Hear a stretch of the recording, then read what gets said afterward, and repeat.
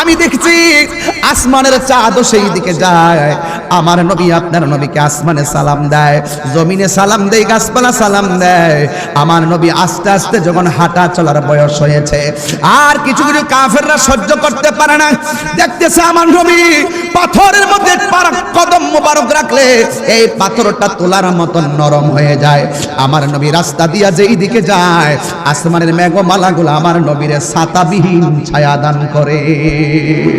কাফেররা সহ্য হয় না। একদিন আমার নবী গাছের তলার মধ্যে শুয়ে আছে, মারহাবা কোন। আমার নবী বলে আমি ঘুমায়া গেল, আমার নবী দেখার ক্ষমতা আছে না নাই? আমার নবী বলে আমার চোখ দিয়ে যদিও ঘুমায়া যায়, অন্তর চক্ষুটা আমার খোলা থাকে। একদিন একটা কাফের আমার নবীরে মারার জন্য ছুরি নিয়ে আসছে।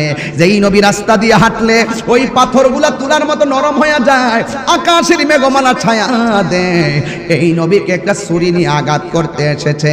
আল্লাহর হাবিবের বিরুদ্ধে গেলে আমার আল্লাহ সহ্য করে না। যেই মাত্র আমার নবীরে আঘাত করার জন্য গিয়েছে, আল্লাহর লীলা খেলা বোঝা যায় না। তাকায়া দেখতেছে সাথে সাথে ওই লোকটার দুইটা চোখ সাথে সাথে অন্ধ হয়ে গেছে।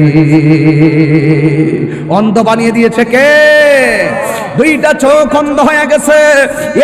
এই লোকটার একটা মেয়ে ছিল।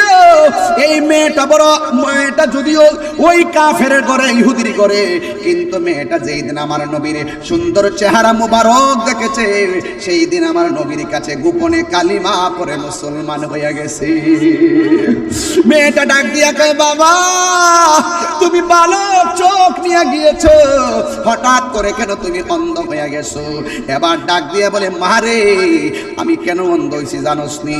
ওই মুহাম্মদ সাল্লাল্লাহু আলাইহি সাল্লাম রে যখন দেখছি আকাশের মেঘমালাগুলা ছায়া দেয়, আমরা সহ্য